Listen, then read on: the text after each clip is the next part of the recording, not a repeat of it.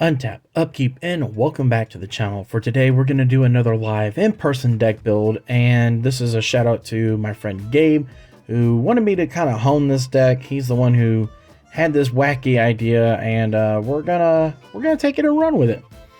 So for today, we're gonna look at one of the Final Fantasy commanders, the Wandering Minstrel. So for a green and a blue, we get a 1/3 legendary creature human bard with a couple of different abilities. The first one being lands you control enter untapped. Pretty nice. The Minstrel's Ballad. At the beginning of combat on your turn, if you control 5 or more towns, make a 2/2 elemental creature token that's all colors. Okay, so we have a direction. And then for 3 in what we call Wooburg, which is white, blue, black, red, green, other creatures you control get a +X until end of turn, where X is the number of towns you control. So, as you can imagine, we're going to be pretty land focused. We want to have a lot of lands coming into play, preferably a bunch of the new towns from the new Final Fantasy set, which, by the way, let me know, what do you think about the new Final Fantasy set? I'm not really a big Final Fantasy person, per se, but the set does look pretty cool. There's a lot of really cool mechanics. The cards themselves look really neat. So it has potential, you know, it can be pretty neat. But going to the deck, one of the biggest cards I thought for the deck, Grook's Uprising. We may not get to trigger its draw capability a whole lot, but that's okay. We just care about the fact that it gives all our stuff trample. Because having a bunch of big things doesn't even matter if we can't punch through. So that's one of the bigger includes I have for the deck. We have a couple of non-artifact ramp here. We're kind of scattered around with this deck. I need to kind of bounce around a little bit more on it. This is mainly going to be stuff from the Final Fantasy and the Foundation set, with a couple of little reprints. So this is not going to be the most powerful deck in the world. It doesn't really have a budget. This is just something kind of funny that we thought would be interesting to build. And it could be something if we decided to hone into it. But we have Grow from the Ashes. 3 mana, go find a basic land, put it onto the battlefield, and then shuffle. Or if we pay 2 more, so for 5 mana, we can search our library for 2 basic lands and put them on the battlefield tapped, which we don't really mind. We don't really care because our commander, if it's out, it's just going to make it come into play untapped anyway. Return from the Wilds is another 3-drop sorcery. Search your library for a basic land card, put it on the battlefield tapped, then shuffle. And we can choose one of the other following. Make a 1/1 human creature token, or make a food. Both of which don't seem bad. We might need another blocker, so, you know, the token is not bad. Next, we have one from the Final Fantasy set, Reach the Horizon. So for 4 mana, search your library for up to 2 basic land cards and or towns with different names, put them onto the battlefield tapped and shuffle.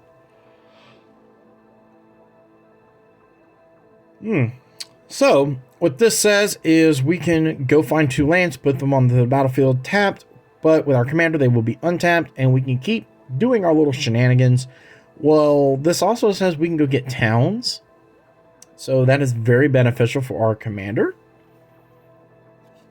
because he cares a lot about towns in order to do that last ultimate ability. We have Precious Wanderings. I think I said that right. If I didn't, let me know in the comments. So for 3 mana instant speed, search your library for a basic land card or town, put it onto the battlefield tapped, then shuffle. When you search your library this way, put a 1/1 counter on target creature you control. So we can potentially instant speed save our commander from like a lightning bolt. It is only a 1/3. So we have a couple of you know, no touchy kind of things we can do with that. So it's not all bad.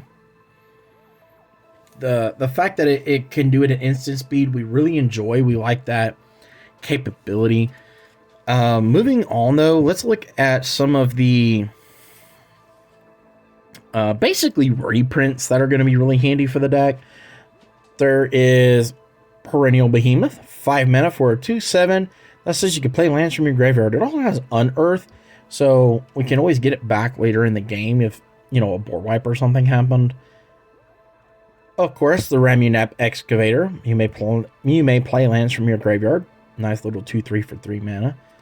So I would definitely recommend don't play both at the same time, or, you know, like a similar time. Keep one in hand and one on field if you can when you decide to play this deck, just because it can guarantee that you're not just going to get, well, so much for that, because unless you feel like shelling out, oh, I don't know, 25 to 50 bucks, somewhere around there, for a artifact called the Crucible of Worlds that does the same thing Ramunap does, you don't want it.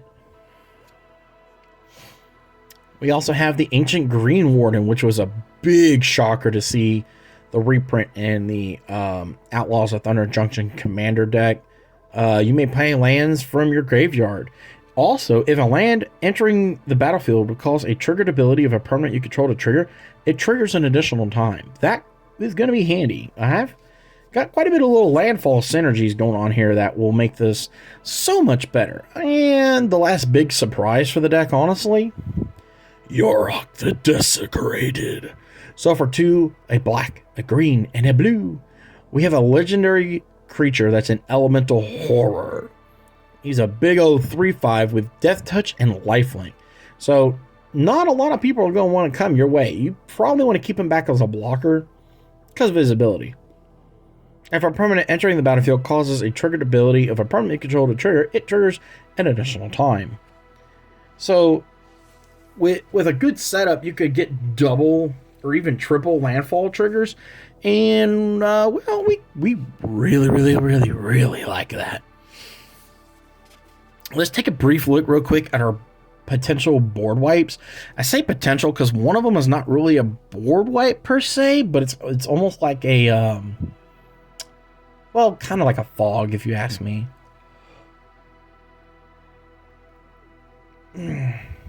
So first up, we have Vanquish the Horde. Costs 1 less to cast for each creature on the battlefield, so it can be as cheap as double white, and just very simple, you know, very clean. Destroy all the creatures. No more. We're tired of playing these games, Grandpa. We want everything gone. Next up, we have Toxic Deluge. If you know anything about this card, you know this card's very good. For 2 and a black, and paying any amount of life, all creatures will get -X until end of turn. Very handy when fighting things that are indestructible or cannot be targeted, because that thing doesn't give one stinky doo-doo about all that. It's gonna get rid of all of it. Somebody played a Blightsteel Colossus, well, it's gonna hurt. You can pay enough life and you can get rid of it. Oh, they have an Avacyn. All their stuff is indestructible. Not against this, you're not. We also have a new one from the Final Fantasy set. This is Ultima. So for 3 and a white, you get a sorcery that says destroy all artifacts and creatures, end the turn. You exile all spells and abilities from the stack, including this one. The player whose turn it is discards down to their maximum hand size, damage wears off, and this turn until end of turn effects end. So it's a nice way to just be like an exclamation point of no, we're done. It would be better if we could do instant speed with it, but you probably want to be in like a Azorius, like a blue-white deck, if you will, to have that capability. But for now, it will work and do what we need it to. So I thought it'd be fun to see how it works. Our last quote board wipe, not really a board wipe, it's more like a fog effect. Aetherize. 4 mana, instant speed, return all attacking creatures to their owner's hands. Just a nice way to just give somebody a whole bunch of sadness because, well, I just bounced that horde of elves that were coming my way that got pumped by a hoof daddy doing, I don't know, 24 and trample at my face. Well, now they're gone. I said, bye-bye, see you later. And apparently, my light decides it has had enough. What a sad face indeed. Well, we will just have to continue on. The show must go on, everybody. I apologize for the poor lighting. If I know my light was gonna decide to call it quits, we would have done something different. But here we are. Let's take a quick look at some of the interaction we're running. We have offer you can't refuse. A bounce spell with Into the Flood Maw. You never know, bounce spells can be very handy. The Heritage Reclamation. So I really like this card. It gives you so many options at instant speed too. So you can destroy target artifact, destroy target enchantment, or exile up to one target card from a graveyard and draw a card. That draw a card part of it is really, really nice. It's a nice way to just instant speed tell somebody no. Especially one of the combos for like a squirrel deck is to use Dry. Oh, what is it? No, it's oh, I'll think of it later after this video. I know I will. But you are able to put -1/-1 counters on this creature to untap it. Tap it, it makes it green. Well, it's only like a 0/2. And I know it's a Dryad. I'm having a brain fart. But the idea is you want it to go to the graveyard because then you can cast Hazel's Brewmaster and exile it and get a food token copy of it. Except for it's not a creature. And then that makes it basically have infinite mana because now your food token will not be able to die from having -1/-1 counter on it because it's not a creature. So you can make infinite green mana, and something like Heritage Reclamation can instant speed just shut that down because they can go for the combo. They can cast Hazel. Hazel targets this Dryad, and then the Reclamation says, in response, exile it, and I'm going to draw a card. Makes people very, very sad when you do things like that, and it's actually kind of funny. We have Stroke of Midnight to get rid of anything that's a non-land permanent that is causing us problems. A Braid will either bolt a creature with 3 damage, or we can blow up an artifact, which, by the way, that foundation art is so absolutely gorgeous. If you are not watching this, you need to be, please. It is so pretty. Mortify. Destroy target artifact. Destroy target creature or enchantments. Search the Frozen Esper or Nature's Claim. Blow up an artifact or enchantment, and the controller of it will gain 4 life. A little bit of a downside, but that's okay. A new one from Final Fantasy, Eject. The spell cannot be countered. Return target non-land permanent to its owner's hand and draw a card. So we like the ability to draw some cards there. Another one from the Final Fantasy set, but this is a reprint. This is Syncopate. Counter spell unless they pay X. So nothing too flashy. This is from the Aether Drift set. Spectral Interference. Counter target artifact or creature spell unless its controller pays 4 more mana. I could take that out for a better counter spell if you really feel like it. You know, like literal actual counter spell. But I'm just trying to do something a little off the wall. Something you don't really see very much. This is not going to be like back-breaking powerful. It's just kind of janky, but we'll see what happens. Moving forward, Putrefy. Destroy target creature or artifact. It cannot be regenerated. So we like that capability. One from the Final Fantasy set. Overkill. Target creature gets -0, -9,999 and a turn. Kind of wish it was the other way around to basically negate the big cactus, but here we are. Our last bit of interaction is Sephiroth's intervention. No, I'm not going to do the voice. I will let you all do it. So start saying Sephiroth if you've gotten this far in the video and you know the melody. But for 4 mana, destroy target creature and you gain 2 life. So we have a basic sweep of interaction and stuff like that. And then again, the deck could be a lot better, but we're just kind of building this for fun, so we'll see what happens. Because it's a little tricky to build around towns. It's not like there's a whole lot of towns to pick from, you know. So it's just what came in the Final Fantasy set, however many there are. There's what, 12 or 15 roughly, maybe a little bit more than that. So I mean, you literally could build an entire deck of nothing but towns and have like a couple of basics in there and be just fine probably. Don't sit down at a higher power table with this deck right now and think, oh, you're gonna stomp them, because you're gonna get your head kicked in.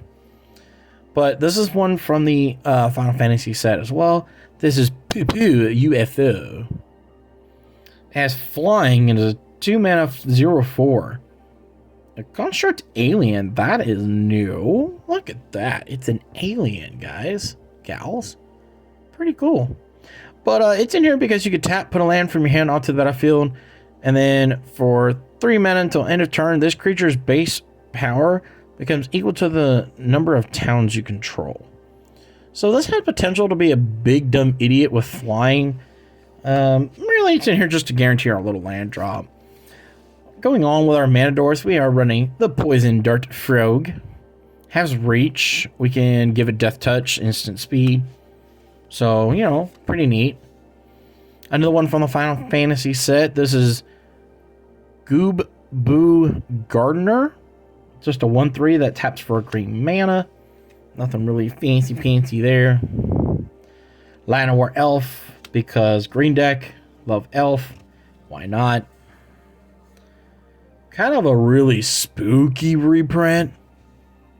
The Cultivator Colossus. Now, my wife really enjoys this creature. She runs a mono green big stomp deck, and it almost never fails. Every time she gets this bloody thing and drops it, like it's like a 5 to 15 land, just bam, bam, bam, bam, bam, and then we're all like, what do we do? We gotta kill her, because like next turn she's got a literal boatload of mana, and we can't stop this. It gets out of hand. And if you don't know, I'll read them for you. So he has Trample. He's a star for a whopping 4 and triple green mana. You get this big old beastie boy that says his power and toughness are each equal to the number of lands you control. And you would think that would be enough, but it's not. Because now, when this creature enters, you may put a land card from your hand onto the battlefield, tapped. And if we do repeat this, we get to draw a card and repeat this process. Ladies and gentlemen, boys and girls, children of all ages, non-binary people, cats, dogs, whatever's listening to this, our commander likes them coming to play untapped. Oh no. Mayday, mayday. We're in danger. Yeah. Another spicy one is Ashaya, Soul of the Wild. So for 3 green, we get a legendary elemental. Kind of the same thing. Power, toughness, each equal to the number of lands you control. But then non-token creatures you control are forest lands in addition to other types. I want you to know this is very important when we get to the landfall trigger capabilities, because when you play non-token creatures and they come into play, they will count as a forest. So they will trigger something like, you know, an Avenger of Zendikar. You play Solemn Simulacrum and you have this out. So then Sad Robot comes into play. It's counted as a land and a creature. And it's going to go find another land, of course, but we don't really care too much about that in this example. But the Sad Robot will trigger Avenger Zendikar with Ashaya on the battlefield. So it's something to always keep in mind when you go to playing this deck. A really spicy include I thought about for this would be Seedborn Muse, so we can untap everything on everybody's turn, and we could potentially threaten like a really big block if we need to, up until our turn, and just slam face. Spitfire Lagak Lagak, how is it said? Just a wonderful 4-mana 3/4. When land enters under your control, it pings everybody but you. And then a new one from the Final Fantasy set is the Sabo Tender. So for 1 and a red, we get a 2/1 plant with reach. That's nice. And it says the same thing as the Spitfire. Whenever a land you control enters, it deals 1 damage to each opponent. And that's pretty nice, pretty handy. Because we're going to trigger a whole bunch of things in a whole lot of way. This is pretty much the best way to win is to just get one of these or both of these out and just going to burn the table down. But we also have straight up just creature beats with our commander doing dumb things. Next up, for some of our landfall or like extra land capability, we have the Gitrog monster, who was a big bad boogeyman in the CEDH world. Now he stepped down a little bit. There's things that are way, way, way faster, but don't ever sleep on the Horror Frog. So for 3, a black and a green, we get a Frog Horror legendary creature. That's a whopping 6/6 with the Death Touchies. In the beginning of your upkeep, sacrifice it unless you sacrifice a land. We're fine with that. We have a few ways to get lands back from the grave. You may play an additional land on each of your turns. We like that. And then whenever one or more land cards are put into your graveyard from anywhere, you get to draw a card. So if we sack the land, we can play it again and draw a card all in the same turn. Doesn't seem bad to me. We're running Loot, the Exuberant Explorer, mainly for the ability to play an additional land on each of our turns, but you can also use them to kind of help dig for other creatures and maybe find a way to close out the game. Another one from the Final Fantasy set. This is Zeldinched. You may play an additional land on each of your turns. He gets a +1/+0 for each land you control. And in the beginning of your end step, return a land you control to its owner's hand. That last little bit might seem like a downside, but it's really not, because it just allows us to keep our landfall triggers going, and we really like that capability. Next up is Escape into the Wilds. Exile the top 5 cards of your library. You may play cards exiled this way until the end of your next turn, and you may play an additional land on this turn. So it's not that great, but it's not that bad. We're happy to see this card. Going on to our landfall triggering stuff, there's not a whole lot here, but there's enough that I think it has some pretty good synergies. And I'm kind of tinkering around with this deck a little bit, so if you have any other ideas or suggestions, leave me a comment in the comments below, and let's see what we can figure out to really make this bad boy hum. But first up, there's the Elf-Sworn Giant, a 5 mana for a 5/3 with reach, and whenever land enters on the battlefield under our control, and make a 1/1 green elf warrior creature token. Next up, we have Greensleeves, the Morrow Sorcerer. I really like this guy. I kind of want to make him like his own commander, because I think he'd be really, really neat. So for 3 and double green, we get a Star protection from Planeswalkers and from Wizards Legendary Elemental. And Greensleeves has this very simple text, really.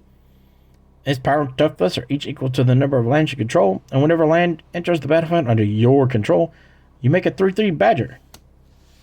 I thought it was pretty neat. I think it's a cool card, and I kind of dabbled on trying to make it its own commander, because I think you could do some real damage with this. Nesting Dragon, it came in a couple of break-ons now. Pretty much when a land enters, you make an 0/2 red dragon creature token, and when that token dies, you make a 2/2 red dragon. Not great, not bad. Oh yes, the Scoot Swarm. If you've ever played Arena while this thing has been legal, you know this is an absolute nightmare for anybody trying to do all the math. I'm just going to leave it at that. If you don't know what Scoot Swarm does, go hop on Arena, get a couple copies, put it in a deck that has a bunch of searching lands and whatnot, and you will understand why people get headaches when they play this card in person. The Emiria Angel. I thought it'd be a good way to get some flyers out here. Like most of my decks are dragon-based decks, so most of my decks have flying, and I wanted to have a way to kind of deal with all the flying, especially with Tarkir Dragonstorm being still pretty fresh out in combination with this new Final Fantasy set. We're bound to see quite a few dragon builds, and well, that could pose a problem. Next up is the Necro Bloom. 1 white, 1 black, 1 green, and 1 colorless will get you a legendary plant creature tote that is a whopping 2/7 with a couple of abilities. So land cards in your graveyard have Dredge 2. I can go over Dredge at a different time. What it basically means is if you were going to draw a card for a reason, then you have to be the first one in your turn. It's just anytime you would draw a card, you're able to instead put 2 cards from the top of your deck into your graveyard and get this thing back. So like your command tower, you could get back with using the dredge mechanic from the Necro Bloom. So it's not that bad. If you're wanting one of the specific towns to come back for a finisher, or to get some other issue off the battlefield, this is a pretty good answer to it. This thing also says, whenever a land enters the battlefield under your control, create a 0/1 plant creature token. So not bad. And then if you control 7 or more lands with different names, make a 2/2 black zombie creature token instead. So we're running I think we're running 40 lands. I think that was my count, 40. Yeah, 40 lands and quite a bit of towns. I think we're running every single town that has been printed so far, just to kind of help go with our flow here. So the Necro Bloom here has quite the good chance to start making zombies instead of just 0/1 plants. Finally, there's Spring-Hearted Nataku, or Natuku, whichever one you prefer. So it is a 2-mana 1/1 legendary creature insect monk with bestow. So for 1 and a green, you could enchant this to a creature. Enchanted creature will get a +1/+1.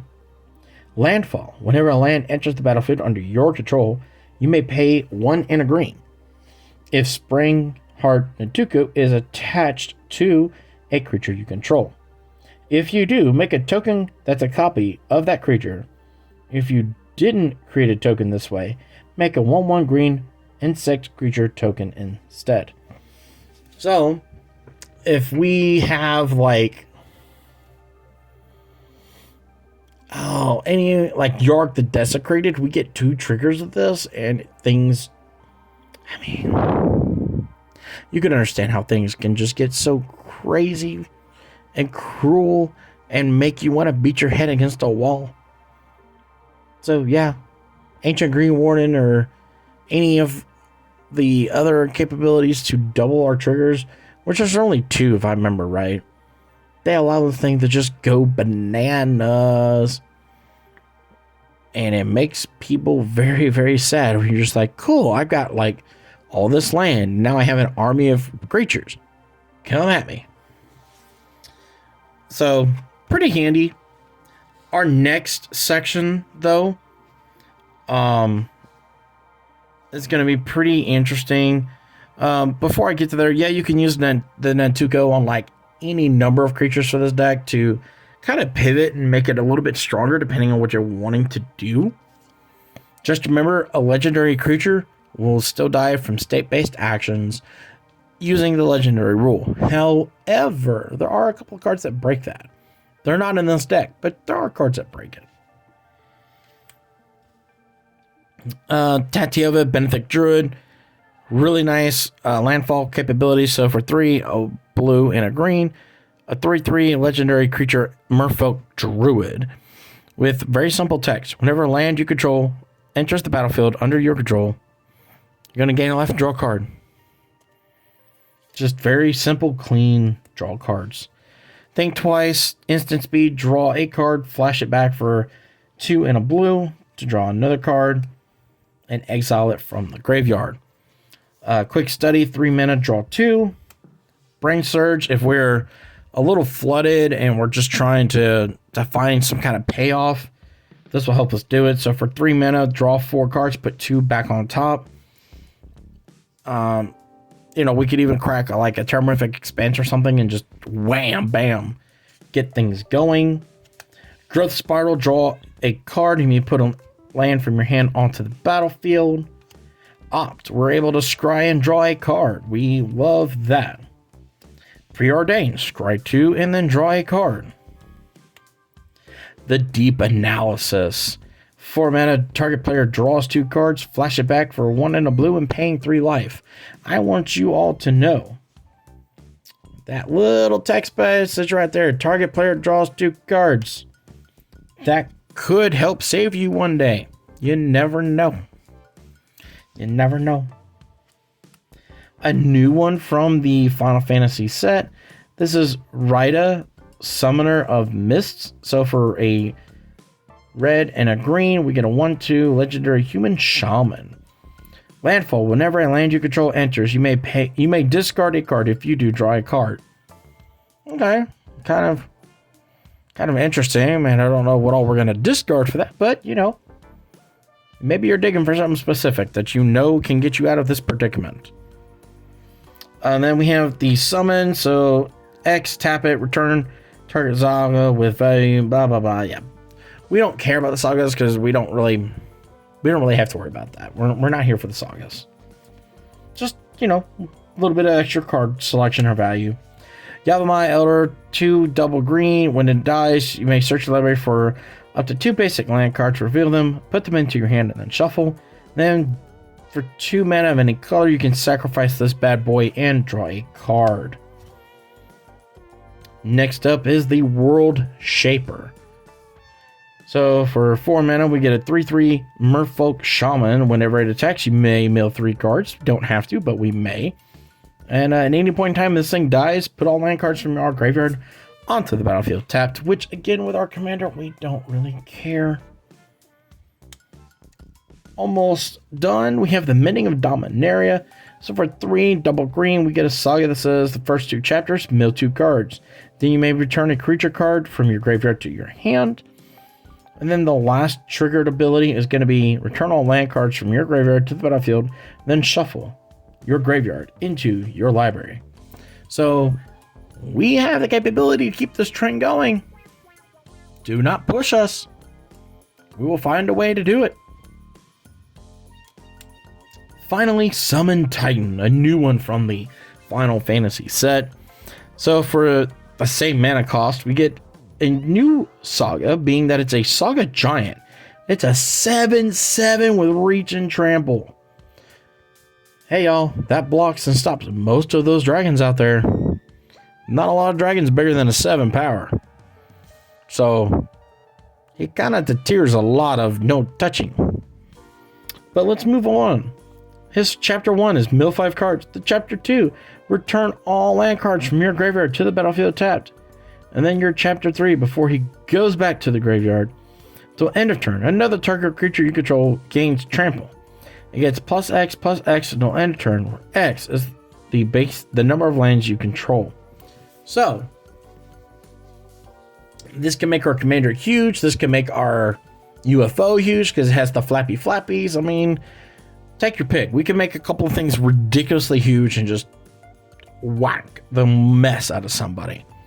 I'm not going to go over the land base. I'm still working on the land base, but predominantly we're going to be towns because that's what we're here to do, is play towns.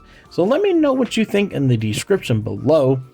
Do you think this is going to be a fun deck? Do you think it's wacky and janky enough? Do you see potential for this deck to actually be something more than just this oddball, concept or idea? What suggestions would you make for the deck? Is there anything that you think I might have left out and probably should swap in for something else? Because I'm here to tell you, I'm not cutting land. No. We're keeping the land count where it is. But we need to kind of hone this deck a little bit more, I think. I don't think it's quite ready to get into the battlefield yet, but I think it's almost there. So let me know in the description below. Don't forget, like, share, comment, subscribe. Please engage in the algorithm. Do all the things that makes the YouTube happy. So maybe they will give me your money through a different means, so to say. Kind of never really thought about that. All the money just kind of recycles all the time. Anyways, make YouTube and their big corporation pay me so you don't have to. I have been the Buddha Dragon. Don't forget, rub that belly for mana, and may your games always be filled with magic. Until the next time, peace out.